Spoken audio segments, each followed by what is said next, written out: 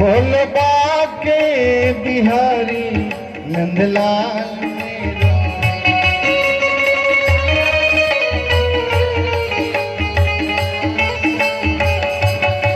बोल बाके बिहारी नंदलाल मेरो क्या हो।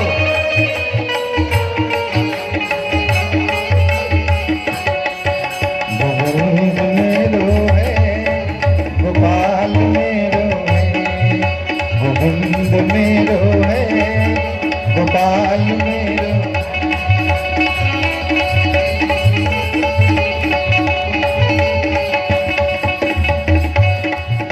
परम धन राधा श्री राधा श्री राधा परम, परम धन राधा श्री राधा श्री राधा परम। हमारो धन राधा राधा राधा राधा राधा, हमारो धन राधा राधा राधा राधा राधा।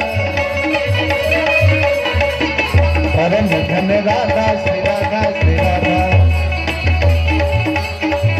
परम धन राधा श्री राधा श्री राधा परम। हमारो धन राधा राधा राधा राधा राधा, हमारो धन राधा राधा, हमारो धन राधा राधा राधा राधा राधा। बोले वृंदावन बिहारी लाल की जय।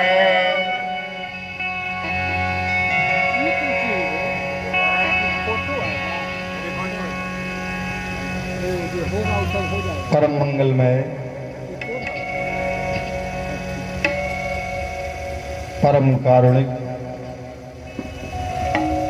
अकारण करुणा बरुणालय भगवान श्री बांके बिहारी लाल की साक्षात वांगमयी मूर्ति श्रीमद् भागवत पुस्तक कथा के दिव्य श्रोता श्री हनुमंतलाल जी महाराज, मंचस्थ विद्वत वृंद, मुख्य जजमान और प्रत्यक्ष अथवा अप्रत्यक्ष रूप से किसी भी तरह से इस समारोह में भाग लेने वाले सभी सदस्यगण, भगवत पादारविंद मकरंदा स्वाद परायण श्रद्धालु सज्जन वृंद, श्रद्धामयी माताएं बहनें एवं विकशिक्षु पुष्प बल्लिका स्वरूप वाल वाल मंडली।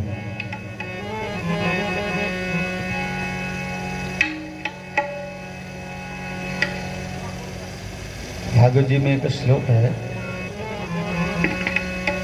भाग्योदयेन बहुजन्म समर्जितेन सत्संगमं च लभते पुरुषो यदा वै। अज्ञान हेतु कृत मोह महांधकार नाशं विहाय हृदि ततोदयते विवेकः। इसका अनुवाद गोस्वामी जी से पूछिए। इसका ठीक अनुवाद गोस्वामी जी कर रहे हैं।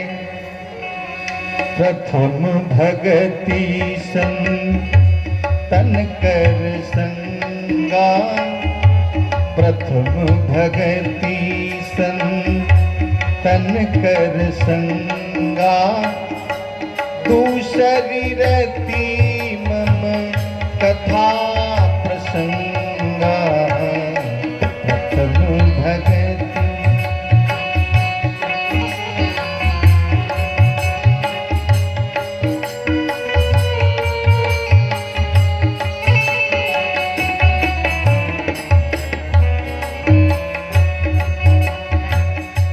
गुरुपद पंकज सेवा, तीसरी भगति अमान, चौथी भगति मम गुणगन, करही कपट तजी।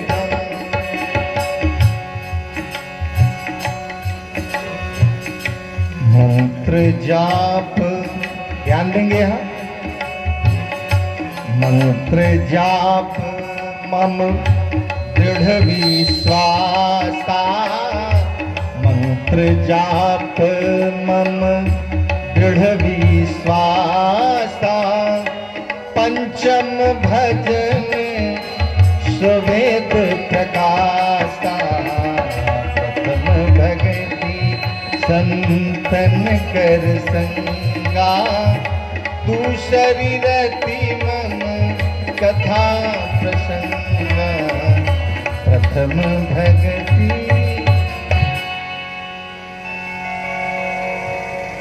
ये सत्संग की क्या आवश्यकता है, इसी प्रश्न का उत्तर है इस श्लोक में भी और गोस्वामी जी के इस मधुर पद्य में भी। ये सत्संग, इतना बड़ा आयोजन मास्टर साहब का, इतना खर्चा, इसकी आवश्यकता क्या है? पद को जानना बहुत जरूरी है। व्याकरण में एक सूत्र है, सुप्तिगंतम पदम, मतलब पद को नहीं जानिएगा तो पदार्थ को नहीं जानिएगा। इसका मतलब ये होता है कि जब तक किसी से परिचय नहीं होता है प्रीति नहीं होती। जाने बिन न होई परतीति, आ बिनु परतीति होए नहीं प्रीति।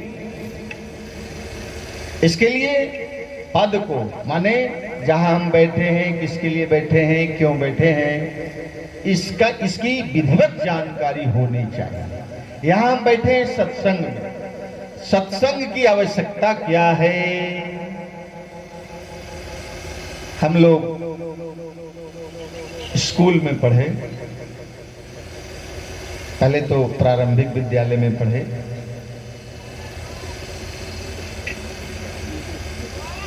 प्राथमिक विद्यालय के आप, माध्यमिक विद्यालय के आप शिक्षक रहे। इसके बाद होता है हाई स्कूल, उसके बाद होता है कॉलेज और उसके बाद होता है यूनिवर्सिटी। इसके बाद कुछ नहीं होता है, शिक्षा संस्थान इसी जगह समाप्त है। लेकिन इन तीनों संस्थाओं में वो चीज नहीं मिलता जो सत्संग में प्राप्त होता है। वहां क्या मिलता है? विश्वविद्यालय तक की शिक्षा आपको रोटी, कपड़ा और मकान, या औरंगाबाद में 2-4 गो दुकान, इसके अलावा ज्यादा कुछ नहीं देगा। लेकिन ये सत्संग यही दृढ़ शिक्षा को, सचमुच वाली शिक्षा को यही देता है। उस शिक्षा का नाम क्या है? विवेक। ये विवेक विश्वविद्यालय में नहीं मिलता, ये सत्संग में प्राप्त होता है। क्यों?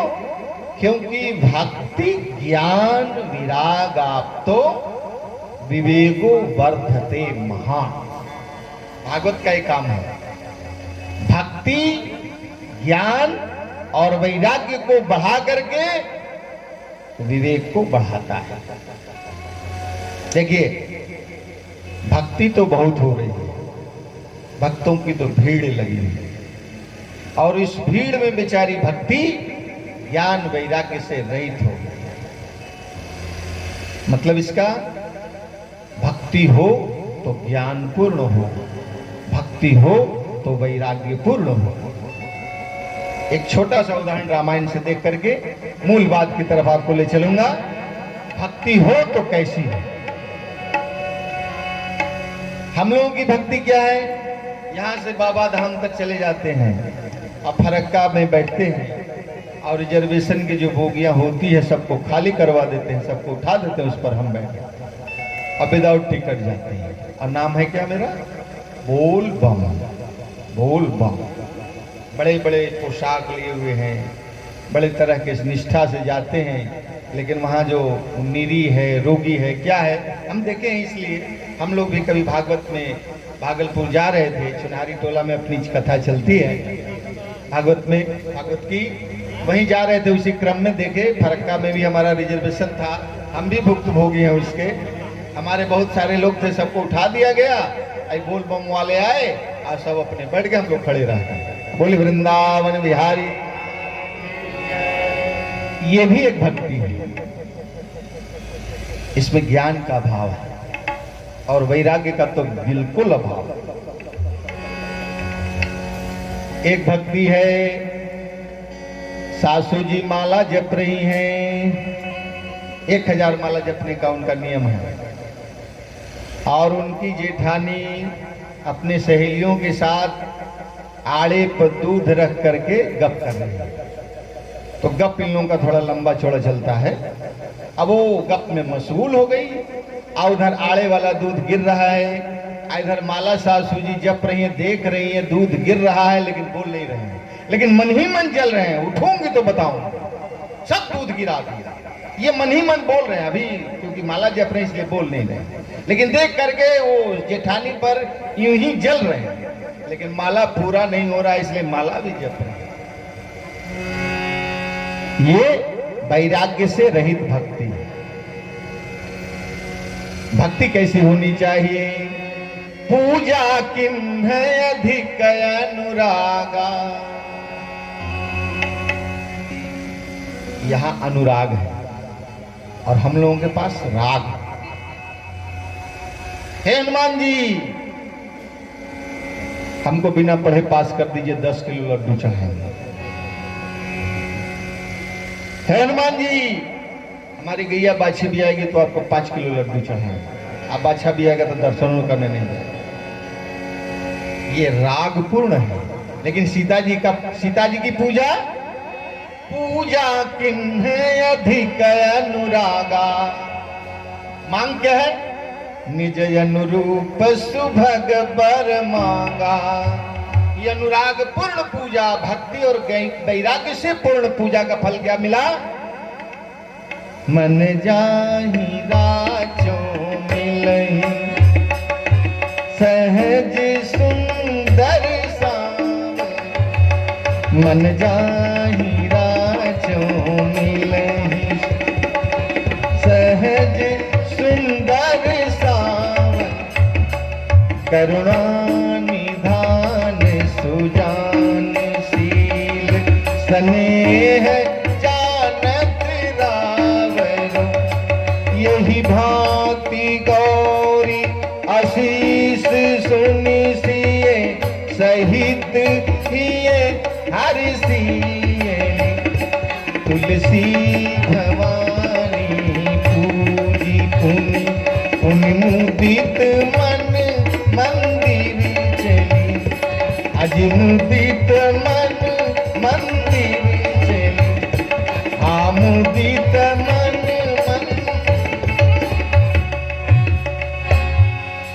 अरे सिया मांगे अवध को लाल सरजू नहाने।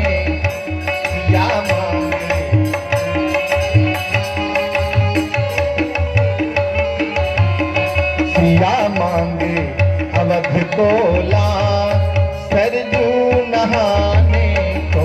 सिया मांगे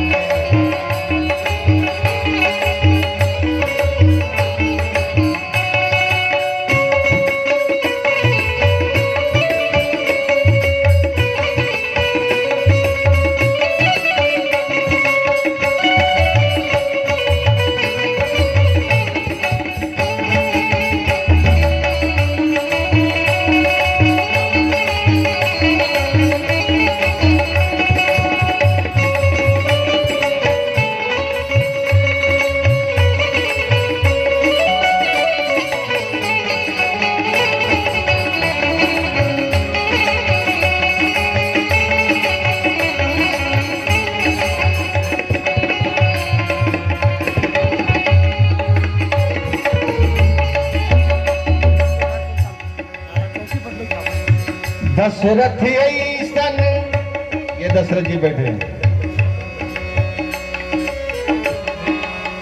दशरथ ऐसन सासुर मांगे। दशरथ सिया मांगे कौशल्या सुसा सरजू नहाने को। सिया मांगे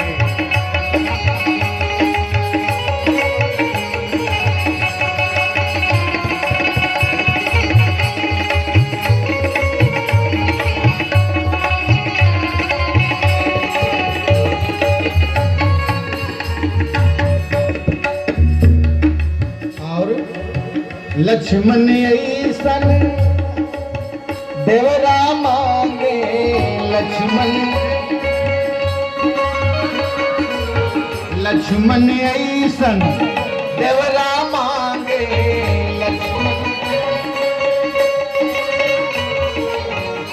सिया मांगे राम भरता सरजू नहाने को सिया मांगे राम सिया मांगे मध गोला सरजू नहाने को सिया मांगे अवध गोला सरजू नहाने को सिया मांगे सरजू नहाने सिया मांगे।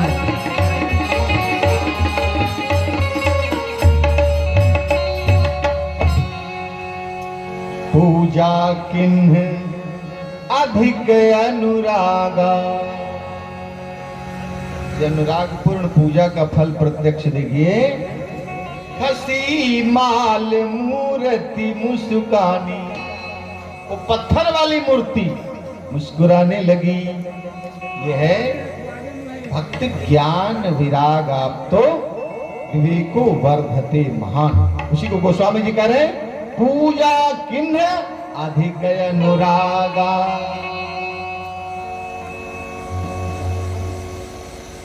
और हमारे श्री भागवत में भक्ति से पूर्ण, वैराग्य से युक्त, ज्ञान से युक्त भक्ति की व्याख्या है। सबसे पहले इस पुराण के विषय में थोड़ा सा परिचय जानना, क्योंकि ऐसा होता है ये लोग पुस्तक खरीदने जाते हैं तो भागवत की जगह पर भगवत गीता लेकर चलते हैं। बहुत जगह ऐसा हुआ, हम लिस्ट देते हैं भागवत जी का और भगवत गीता लेकर चले जाते हैं। समझना चाहिए, महापुराण इसका पूरा नाम है श्रीमद् भागवत महापुराण। ऐसे 18 पुराण हैं। व्यास जी के द्वारा रचित 17 पुराण और एक पुराण इनके पिताजी विष्णु पुराण पराशर जी ने लिखा। ऐसे कुल मिलाकर के 18 पुराण होते हैं। व्यास जी की अंतिम रचना श्रीमद् भागवत महापुराण।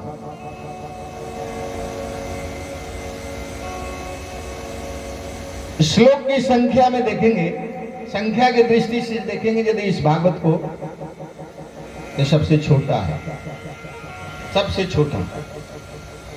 जैसे सत्यनारायण भगवान की कथा सुनते हैं, अंत में उसके लिखा हुआ रहता है, ध्यान देंगे। नहीं ध्यान दिए होंगे तो फिर से ध्यान देंगे, क्योंकि ध्यान कम रहता है। 7वें अध्याय की प्रतीक्षा होती है, ध्यान देंगे तो उसमें लिखा रहता है इति श्री स्कंद पुराणे रेवा।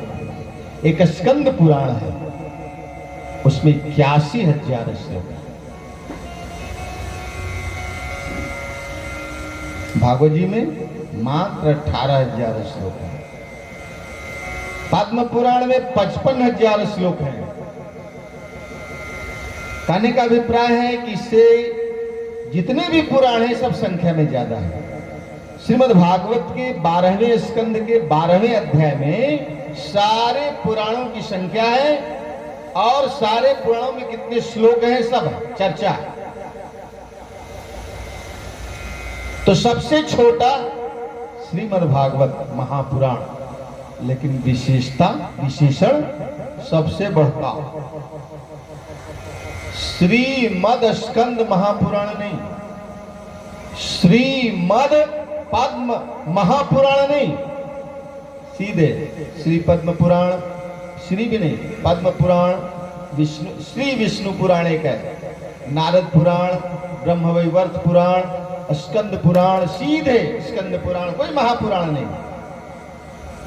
इन सारे पुराणों ने मिल करके, जैसे मान लीजिए कोई जेठ रैयत हो, 100 बीघा जोतने वाला हो, जेठ रैयत नहीं है, 10 बीघा जेठ रैयत हो, तो थोड़ा तो कष्ट होना चाहिए सवाले को। उसी तरह से इन लोगों को भी कष्ट हो गया। ये सारे पुराण मिलकर के झगड़ा करते हैं। ये हम अपने तरफ से कुछ नहीं बोल रहे हैं। स्वर्ग लोके तुलाम बध्वा, तुला कहते हैं तराजू को। स्वर्ग लोक में तराजू बांधी गई है। अतोलेत सा धनंजय, धनंजय कहते हैं कुबेर को, उन्होंने तौला, सारे पलड़े पर पूरे पुराणों को रख दिया, 17 पुराण को रख दिया, और एक पलड़े पर श्रीमद् भागवत को रखा। श्रीमद् भागवत का पलड़ा नीचे, सब लोगों का पलड़ा ऊपर। ऐसा जो हुआ तो सब लोग लजा गए और कहे, पूछने लगे कि भाई इतनी विशेषता इसमें क्या है। इसी बात को सत्संग के ख्याल से घूम रहे थे नारद जी, इसी मृत्यु लोक। संत लोग सत्संग की इच्छा से चलते हैं,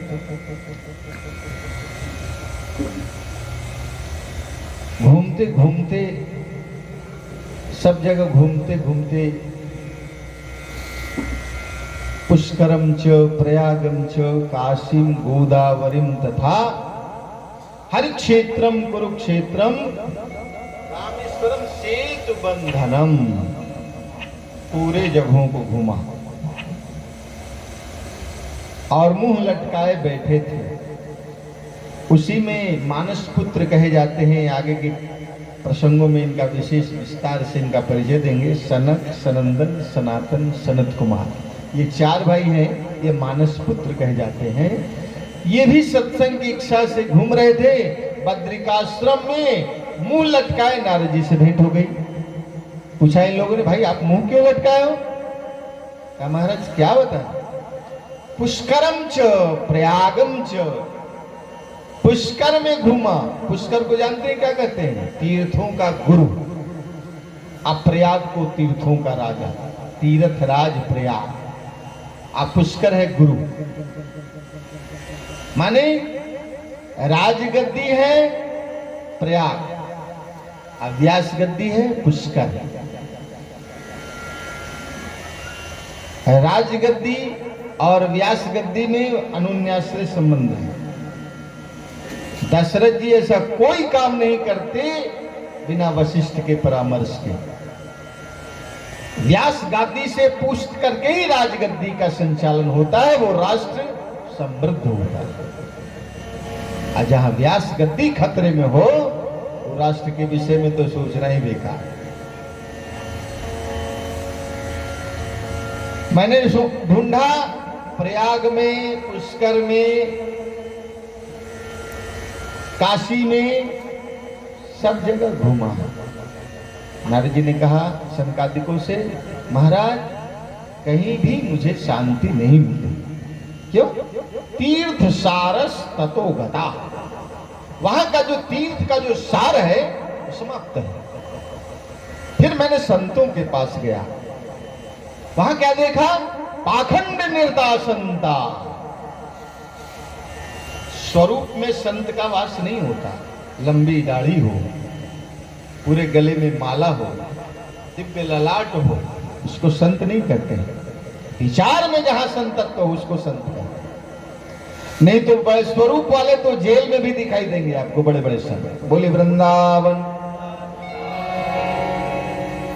आजकल बड़े बड़े संत जेल में दिखाई देते हैं।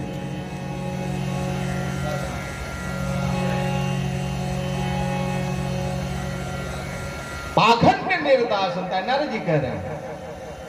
सब जगह देखा, कहीं शांति नहीं मिली, तो सोचा गृहस्थों के यहाँ चले, क्योंकि सबसे बढ़िया आश्रम का नाम है गृहस्थाश्रम। यहाँ क्या है? यहाँ पर सारे वर्णों का, सारे आश्रमों का संचालन गृहस्थ से होता है। पशु पक्षी सबका पालन गृहस्थों के माध्यम से होता है। जैसे आप अपने जानते, कितना भी खेत से अन्न लेते चले आइए, लेकिन भगवान उन पक्षियों के लिए उस खेत में अन्न को आपसे बचवा लें, छुड़वा लें, रह जाता है। चूहा पलता है, यहाँ तक कि दशांश निकालने का, जिसे अगऊ आप कहते थे, दशांश निकालने का जिसे आश्रमों की व्यवस्था चलती थी, तो गृहस्थाश्रम में गए, वहां क्या देखे? तरुणी प्रभुता गे है श्याल को बुद्धिदायक। वहां तो क्रय विक्रय का मामला चल रहा है। समधि कौन? समम धियौ नहीं। अब समधि की व्याख्या है व्याकरण में, समम धियौ, समान हो बुद्धि जिनकी, ये अर्थ रखता है। समधि जी से पूछा गया कि आप जानते हैं समधि जी का क्या अर्थ है? समधि जी कह रहे हैं हम अर्थ के ही लिए समधि बन रहे हैं, तो समधि के अर्थ से क्या मतलब? अब जो जितना पैसा देगा वो समधि। तो कन्या विक्रयणो लोके, यहाँ तो क्रय विक्रय हो रहा है, संबंध कहाँ है? और भोजन में गोस्वामी जी ने लिखा भोजन करने के लिए सुंदर क्या? सुपोदन सुंदर सुर भी सुंदर स्वाद पुनि। तो उसको हम लोग हटा दिए। सुपोदन कहते हैं, सुप कहते हैं दाल को, ओदन कहते हैं भात। दाल भात परसा गया तो क्या होता है? दाल और भात को मिलाया जाता है।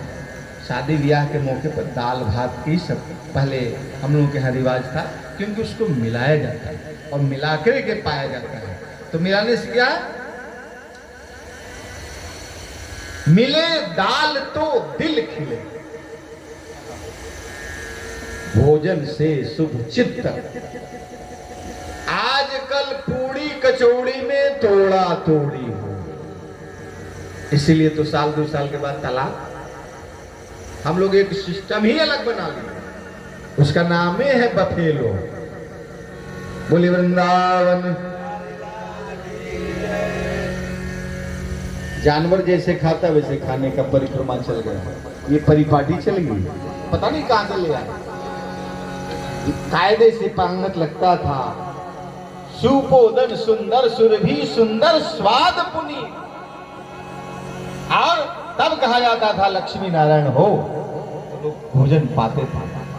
क्या दिव्य व्यवस्था थी। और गोस्वामी जी के उस पद्य को भुला गए लोग, इसलिए श्याल को बुद्धिदायक कहा। गृहस्थ क्या भी शांति नहीं मिली महाराज, तो क्या किए कि चले गए वृंदावन। वृंदावन में गए थे, एक आश्चर्य। तत्राश्चर्यम मया दृष्टा, मया दृष्टा तत्र आश्चर्यम। वहां पर मैंने एक आश्चर्य देखा। क्या? एक युवती, दिव्य युवती, युवती है मात्र, और उसके इस जंघे पर एक बुढ़ा, इस जंघे पर एक बुढ़ा, ऐसा बुढ़ा जिसको कितना भी हिलाया जा रहा है लेकिन वो हिल नहीं रहा है, उसके पास उठने की भी शक्ति नहीं है। और चारों बगल से बहुत सारी युवतियां पंखा झेल रही। नारद जी उसी रास्ते से जा रहे थे, सोचे कि औरतों का जमात है, वहां पे सफेद दाढ़ी वाले का क्या काम, कहीं वहां गए कुछ औरतें बोल दी तो, इसलिए वहां से लौटना चाह रहे थे। तब तक इस युवती की दृष्टि नारद बाबा पर पड़ी और वहीं से चिल्लाई, भो भो साधो क्षणम तिष्ठा। ये साधु बाबा थोड़ी के लिए आप ठहरो। ठहर गए नारद जी, इसके नजदीक चले गए, पूछे काशी त्वम, कौन हो तुम? थोड़ी देर के बाद वो युवती बोलती है, अहम भक्ति ऋतिख्याता ज्ञान वैराग्य में सुतौ। मैं तो भक्ति हूं और ये ज्ञान है और एक वैराग्य है, मेरे दोनों पुत्र हैं। कलयुग के प्रभाव से ज्ञान वैराग्य अभी जो निवेदन किया, ये ज्ञान और वैराग्य से भक्ति रहित हो गई है, बुद्धे हो गए ज्ञान वैराग्य। मैं इनको जगाने का प्रयास कर रहा हूं, लेकिन ये जग नहीं रहे। बाबा आप कुछ उपाय करो इनको जगाने का।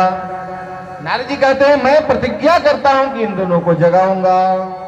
और चले संतों के जहां जमात लगे हुए थे, उसी में हम जा रहे थे। इस प्रश्न के उत्तर में सो आप मिल गए महाराज। संकादिकों से कहा आप मिल गए हो, मेरे शंका का समाधान करो। उनकी मूर्छा कैसे टूटेगी आप बताओ। सरल सा उपाय बता दिया। नारद जी ने कहा था मैं इनको वेद सुनाया, चारों वेद सुनाया, उपनिषद सुनाया, वेदांग सुनाया, गीता पाठई मुहुर्मुहु, बार बार गीता का पाठ किया, लेकिन इनकी मूर्छा नहीं गई। आप उपाय बताओ। तो सनकादिकों ने झट से कह दिया, सत्कर्म सूचको नूनम ज्ञान यज्ञ स्मृतो बुधई। सत्कर्म करो। वेद पढ़ाना को कर्म है, वेद पाठ हुआ तो सत्कर्म नहीं है, गीता पाठ सत्कर्म नहीं है। अभी तो सत्कर्म कर ही नहीं थे महाराज। ये सत्कर्म है क्या? तो कहा ज्ञान यज्ञ स्मृतो बुधई।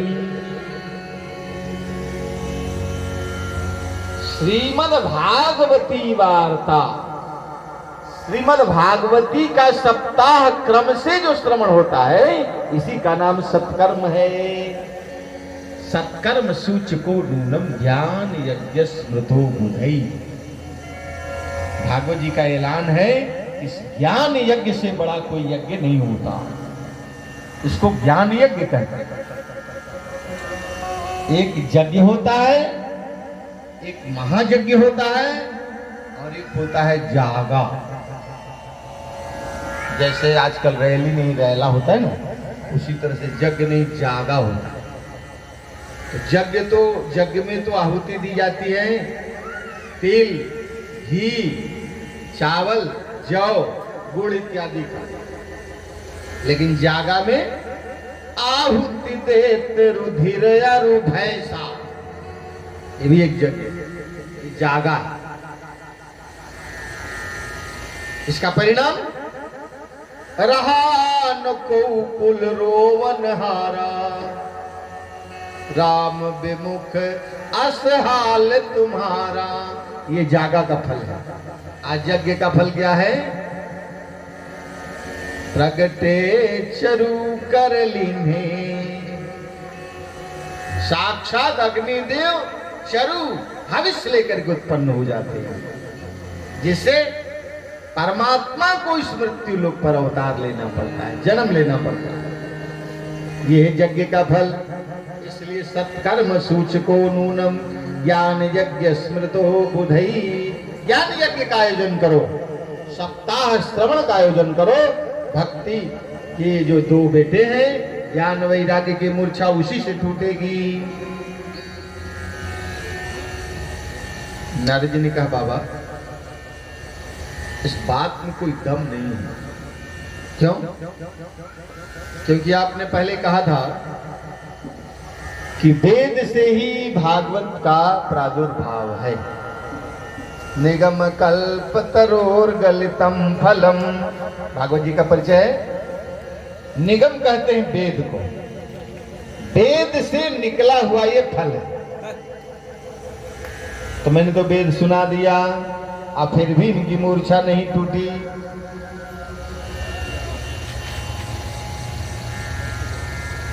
नारद जी ने कहा, सनकादिकों ने कहा सुनिए,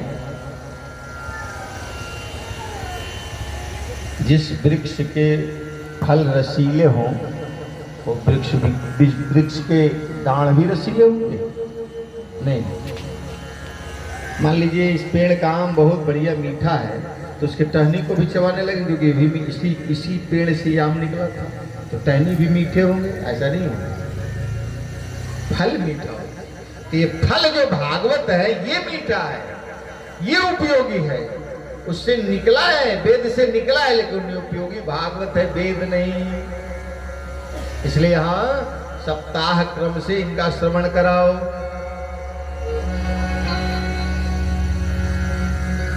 सनकादिकों से नारद जी ने कहा तो आप कह दो उनके लिए। तो आयोजन हुआ हरिद्वार में। सनकादिकों ने भक्ति और ज्ञान के मूर्छा को दूर करने के लिए श्रीमद् भागवत सप्ताह का आयोजन किया। श्रोता बन गए नारद जी, और भक्ति और ज्ञान वैराग्य जो मूर्छित पड़े हैं। जैसे ही 7वें दिन की कथा संपन्न हुई, ज्ञान और वैराग्य दोनों नृत्य करने लगे। श्री कृष्ण गोविंद हरे मुरारी, हे नाथ नारायण वासुदेव।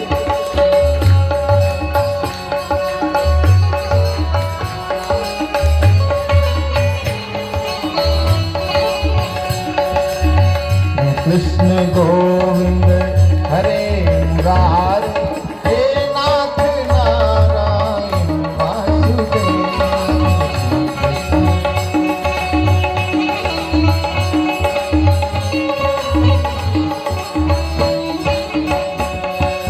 हे नाथ नारायण वासुदेव, हे नाथ नारायण वासुदेव।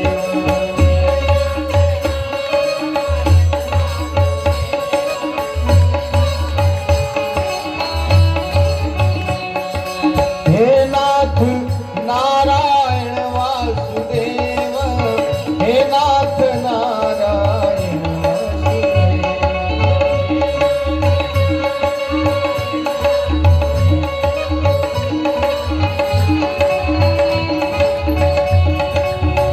कृष्ण गोविंद हरे मुरारी, हे नाथ नारायण वासुदेव।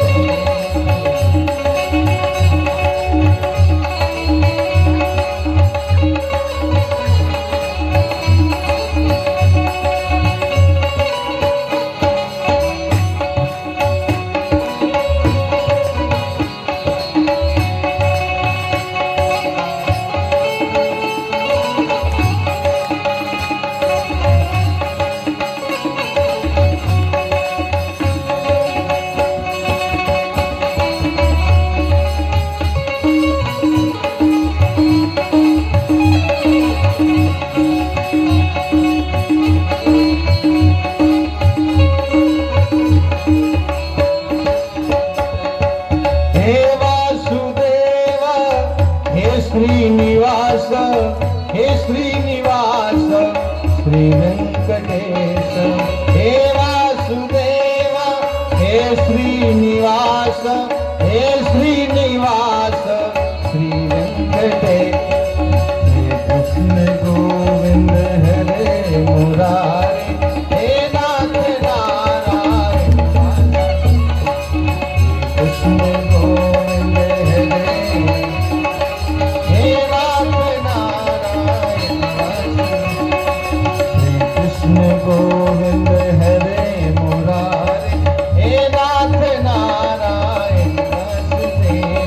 श्री कृष्ण गोविंद हरे मुरारी, हे नाथ नारायण।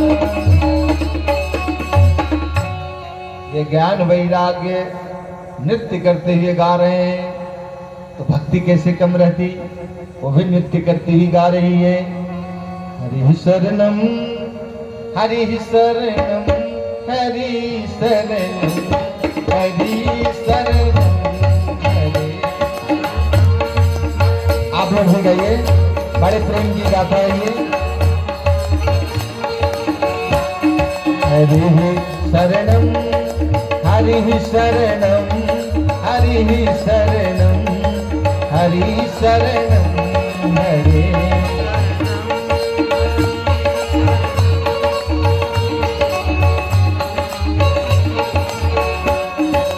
हरि शरणम, हरि शरणम, हरि शरणम, हरि शरणम, हरि शरणम,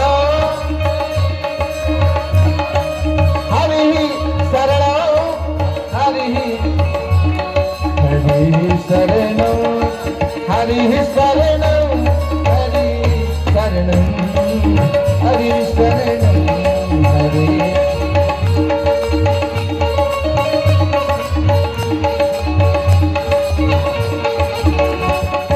हरि शरणम, हरि शरणम, हरि शरणम, हरि शरणम, हरि शरणम, हरि शरणम, हरि शरणम, हरि शरणम। ये दो अक्षर का है लेकिन बहुत प्यारा है। दो अक्षर में बहुत बड़ा काम बनता है। हरिर हरति पापान, सारे पापों का हरण करने वाला है, इसीलिए उनका नाम बढ़ गया हरि। इसलिए हरि शरणम, 47 शरणम नहीं, हरि शरणम। बुलेट प्रूफ कार में चलने से आप नहीं बच पाओगे जब तक हरि शरणम नहीं हो। इसलिए हरि शरणम। भक्ति गा रही, भक्ति की व्याख्या है, भक्ति का ईश्वर है, साक्षात भक्ति नृत्य करते हुई गा रही है।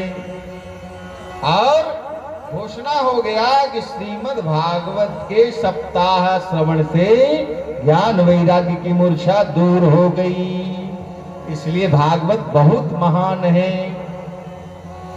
अभी तक जो झगड़ा कर रहे थे कौन कौन, स्कंद पुराण और पद्म पुराण।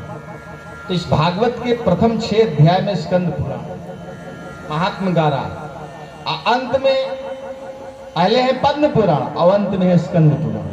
ये दोनों यहाँ आकर के, इसी भागवत में आकर के इनकी महिमा का गान करने लगे। कहने लगे बहुत बड़ा है, बहुत बड़ा है, बहुत महत्व को रखता है, बड़ी महनीयता है इसमें।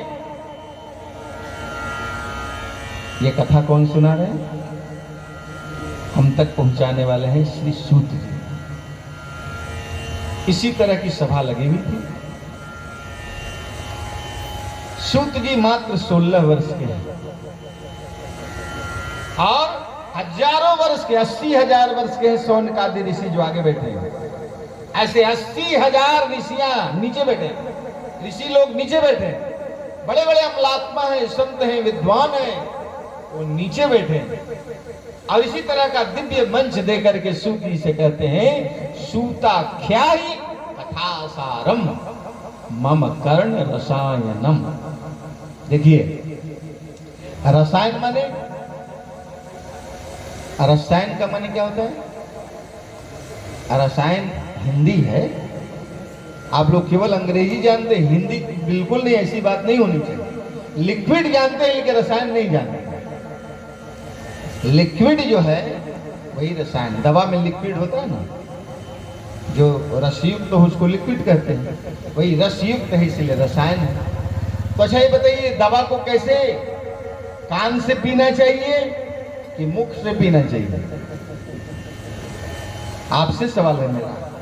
दवा को कान से पीना चाहिए अथवा मुख से पीना चाहिए? मुख से। लेकिन ये भागवत जी कह रहे हैं कि नहीं, कान से पियो। बोले वृंदावन बिहारी मम कर्ण रसायनम। मेरे ऐसे रसायन दो जो कान से पिए। पूछा गया कि कान से क्यों महाराज? का मुख से जो पीते हैं तो कहां जाता है? पेट में, और पेट में जाता है, पच जाता है, फिर कल भूख लग जाती है। लेकिन कान से जब पिएंगे तो कहां जाएगा? वो दिल में जाएगा, और वहां जाकर के टेप हो जाएगा, वो कभी नहीं मिटेगा। इसलिए ऐसा कोई रसायन दो जो कान से पिए और दिल में जाकर अटक जाए, कभी निकले ही नहीं। बोले वृंदावन बिहारी। ऐसे श्रीमद् भागवती वार्ता का हमें श्रवण कराओ। शौनकादि ऋषि का ये अनुनय है, ये निवेदन है। किसने? श्री सूत जी महाराज। कुछ लोग कहते हैं कि भागवत पुराण कथा पूजा पाठ ये पंडितों का एक कपोल कल्पना है, इसमें जाति प्रथा है, ये केवल ब्राह्मणों का धरोहर है। उनसे मैं ये कहना चाहता हूं कि श्री सूत जी कौन सी जाति के हैं? शूद्र हैं। लेकिन आसन ऐसे दिव्य आसन दिया हुआ है, आप नीचे बड़े बड़े अमलात्मा संत बैठे हैं, ब्राह्मण बैठे हैं, वो नीचे हैं। और दिव्य जो आसन है श्री सूत जी के लिए। क्यों? और तो और व्यास जी के प्रधान 5 शिष्यों में श्री सूत जी महाराज हैं। 5वां शिष्य श्री सूत जी महाराज। पुराण के आचार्य श्री सूत जी को बनाया गया है। आप जितनी भी कथा सुनते हैं, चाहे वो सत्यनारायण भगवान की कथा हो, जितिया की कथा हो, तीज की कथा हो, अनंत की कथा हो, कुछ भी कथा हो, तो क्या होता है? श्री सूत उवाच। सूत जी कह रहे हैं सब कथा सूत जी सुना रहे, लेकिन भागवत की कथा को श्री सूत जी सुना रहे हैं। शौनकादि ऋषियों का प्रश्न हो रहा है, महाराज इतनी बड़ी महनीयता को रखने वाला श्रीमद् भागवत महापुराण, इसका कोई उदाहरण, एक आध उदाहरण दीजिए। शौनकादिकों ने प्रवचन में कहा था कि भागवत में असाध्य रोगों की दवा है, पुत्रार्थियों को पुत्र देता है, विद्यार्थियों को विद्या देता है, भूत प्रेत पिशाच डाकनी शाकनी कुछ भी हो भागवत के सप्ताह से समाप्त हो जाता है। शौनकादिकों ने सूत जी से कहा, महाराज इसका कोई उदाहरण, एक आध उदाहरण दीजिए तो स्पष्ट हो जाए। है सूत जी महाराज शौनकादिकों को एक उदाहरण दे रहे कथानक के माध्यम से। एक आत्मदेव नाम के बहुत बड़े विद्वान ब्राह्मण रहते थे, धनवान भी थे, बहुत ज्यादा धनवान थे, विद्वान भी थे, लेकिन उनको पुत्र नहीं था। तो ज्ञानवान थे, काम चल जाता था, कोई बात नहीं है, पुत्र नहीं तो सब वसुधैव कुटुंबकम, सब हमारे ही पुत्र हैं, काम चल जाता था, ज्ञानी थे। लेकिन होता है ना, एक दिन इसी तरह से कथा कह के जा रहे थे, चौपाल पर लोग आपस में बातचीत करते रहते हैं। पंडित जी को जैसे ही देखे तैसे, पंडित जी हैं तो विद्वान, धनवान भी है, लेकिन निपुत्तर है, निपुत्तर के मुंह देखने से भी पाप लगता है। ये आवाज उनके कान तक गई, और कान तक गई क्या, अब उनका जीना दूभर हो गया, सब ज्ञान समाप्त हो गया उनका। कहा पुत्र नहीं तो जिंदगी बेकार। वो मरने का उपाय सोचने लगे, कैसे मरे, बिना पुत्र के जीना बेकार है। सोचने लगे कि छत पर से कूद के मरेंगे, हाथ पैर टूट करके रह जाए, फिर कोनो सेवा भी नहीं। मरने का उपाय ढूंढ रहे थे, अंत में मिला कि नहीं, चलो जंगल में एकांत में मरेंगे, वहां कोई नहीं रहेगा, शेर बाघ भालू खा जाएगा, किसी को पता भी नहीं रहेगा। चले गए जंगल में। आज जंगल में जाकर के खूब जोर जोर से रोने लगे। एक सन्यासी मिले, देखे पंडित चेहरे से तो बड़ा ज्ञानवान लगता है, रो रहा है, क्यों रो रहे हैं आप विप्र, आप बोलो कारण बताओ। सन्यासी से आत्मदेव ने कहा, महाराज मैं जीना नहीं चाहता। क्यों? क्योंकि मेरे कोई पुत्र नहीं है। पुत्र क्यों चाहिए आपको? इसलिए कि पुत्र के बिना सुख नहीं होता। तो लगे प्रवचन देने उनको, सगर के 60,000 पुत्र कहा उनको सुख हुआ, बड़े बड़े कथा सुना डाले। कहा हम प्रवचन सुनने नहीं है, हम खुद प्रवचन करते हैं। आप यदि हमको आशीर्वाद देते हैं तब तो ठीक है, नहीं त्वद आग्रे, तुम्हारे आगे मैं माथा पटक पटक करके जब प्राण दे दूंगा, तुम्हें ब्रह्म हत्या भी लगेगा। अब बेचारे सन्यासी बाबा फेरे में पड़ गए। आए थे पूछने समाचार क्या कि हमें ये हमारे सामने मरेगा, हमको झूठे ब्रह्म हत्या लगेगा। तो उन्होंने जल्दी से एक अपनी साधना के बदौलत एक दिव्य फल दिया, जाओ इस फल को अपनी पत्नी को खिला देना, तुम्हें कुछ उसकी विधियां बताई, इस फल के खाने से तुम्हें सदपुत्र का लाभ होगा, जाओ खिलाओ। पंडित जी बड़े आनंद के साथ अपने गांव आए, घर में आए, चिल्लाए, पंडिताइन कहाँ हो, कहाँ हो, जल्दी आओ। अरे क्यों चिल्ला रहे हो, क्या कुछ विशेष मान लाए हो? पंडित जी जितने बढ़िया ज्ञानी, जितने बढ़िया विद्वान, उतने उल्टा वो सर्व आयगुण संपन्न उनकी पत्नी पंडिताइन क्रूरा, गृह कार्य कृपणा, भागवत जी में उनका परिचय दिया गया। गृह कार्य कुछ हो तो उसमें कृपणा माने देह चोर जिसे आप कहते हैं। और झगड़ा तो बात बात में, अरे इतने हल्ला क्यों कर रहे हो, जैसे लग रहा है 9 लखा हार लाए, फल लाए, फल नहीं खाए कभी। अरे वो ये कोई साधारण फल नहीं है, दिव्य फल है, इसको खाने से सत्पुत्र होगा। अच्छा ठीक है, लाओ उसको नहा धो करके खाएंगे, बात को टाल दी।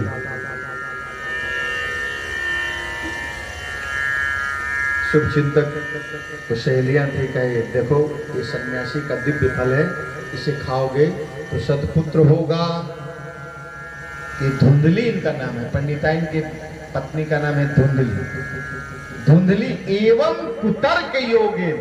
देखिए आदमी ऐसा कुछ होता है कि उसके पास कुतर्क के अलावा कुछ चीज होता ही नहीं, कोई भी चीज को निगेटिव सोचता है। जैसे पढ़ेंगे तो कुछ जरूरी है कि हम पासे कर जाएंगे, हो सकता है रिस्ट्रिकेट हो जाए, जेल में भी जाना पड़े, इसलिए पढ़ना लिखना बंद। एवं कुतर्क योगेन, बताइए उसका कुतर्क क्या है कि सुनते हैं कि जो गर्भवती महिला होती है वो दौड़ नहीं सकती, तो सोचते हैं हाँ बात दौड़ तो नहीं सकती, तो कह रही है कि दौड़ नहीं सकता, हमारे घर में आग लग गया, आग लग जाए तो हम कैसे भागेंगे, तब तो हम उसी में जल के राख हो जाएंगे। इसलिए वो फल को नहीं खाई। और इतने में उसकी छोटी बहन आ गई। छोटी बहन, इसके पास पुत्र नहीं और उसके पास पुत्र ही पुत्र है, उसके पास खाने का भी ठिकाना नहीं। गंजी है तो जांगिया नहीं, सुबह है तो शाम का भोजन पर लाले पड़ा हुआ है। वो आई और कही कि सुनो तुमको चाहिए पुत्र, हमको चाहिए धन, क्योंकि सुबह खाते हैं शाम के लिए लालाई था। 7 हो चुका है, 8वें की तैयारी है।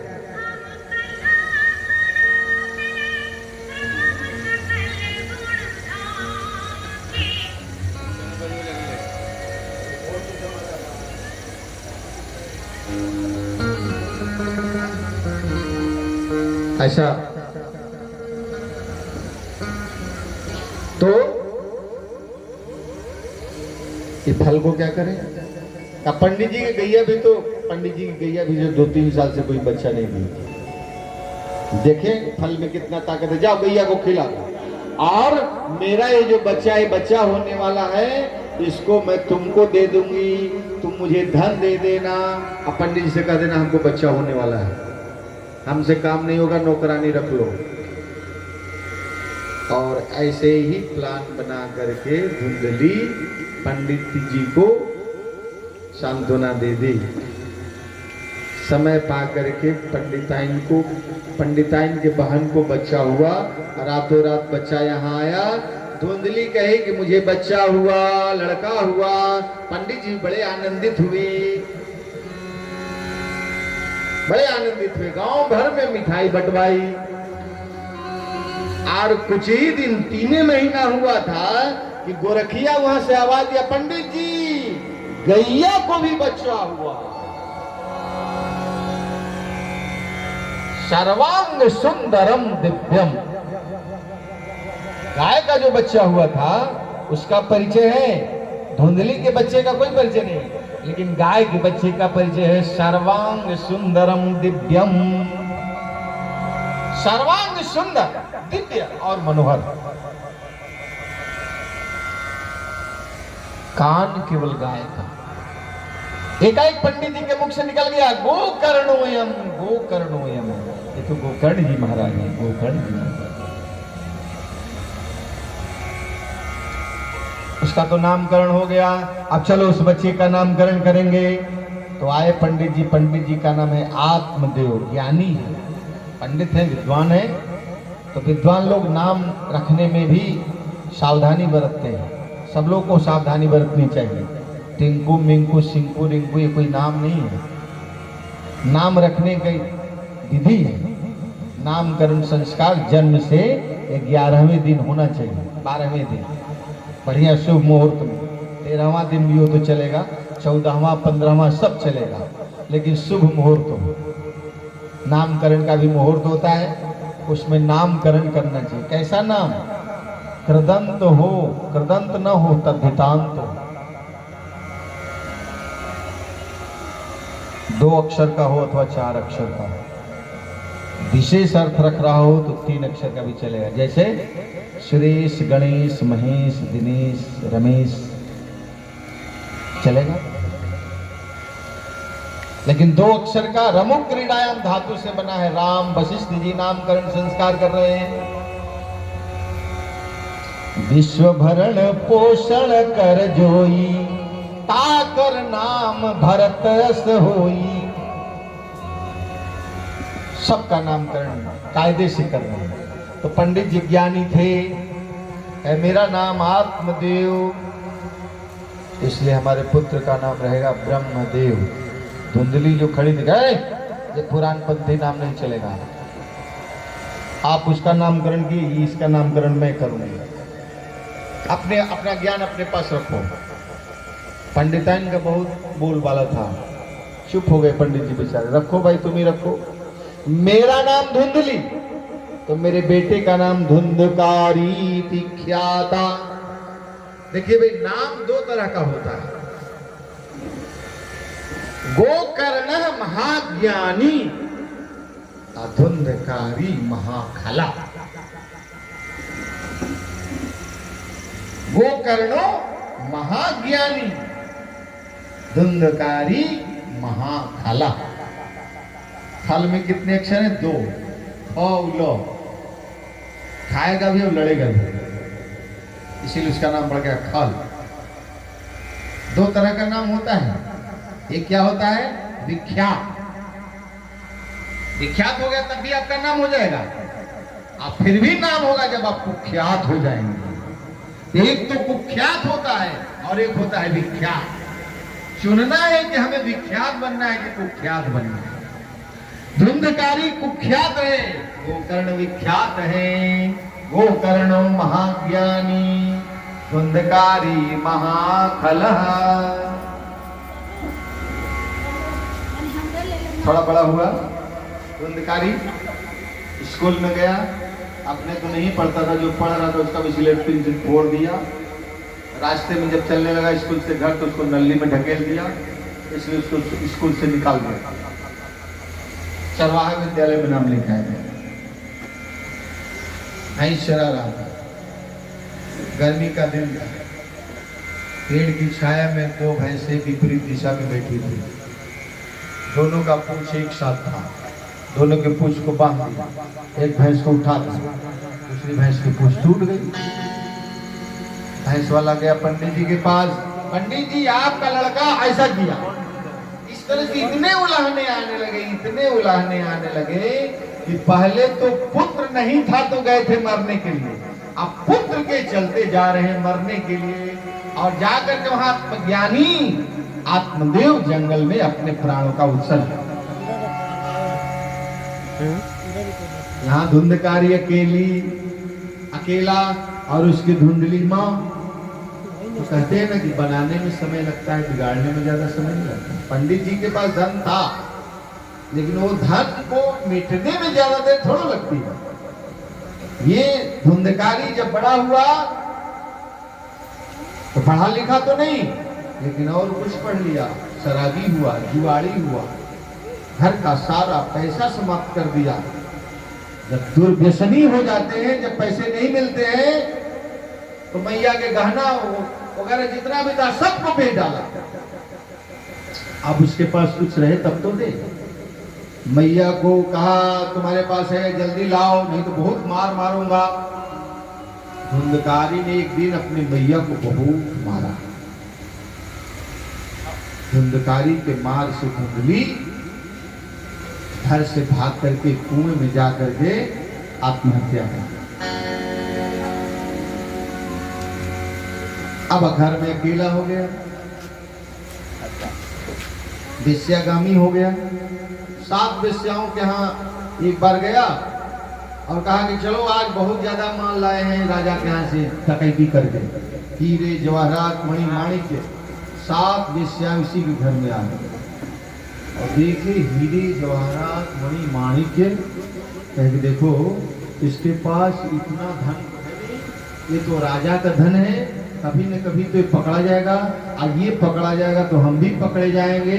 इसके साथ हम लोग भी सजावर हो जाएंगे, इसलिए सातों ने मिलकर के प्लान बनाया इसका माल चंपत करें, इसको इसी जगह समा।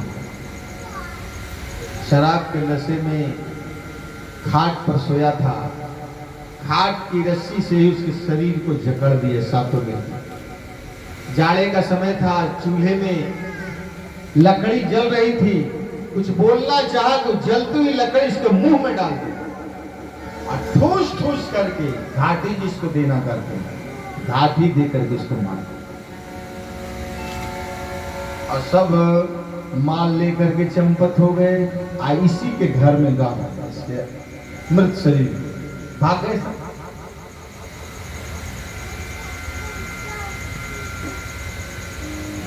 गोकर्ण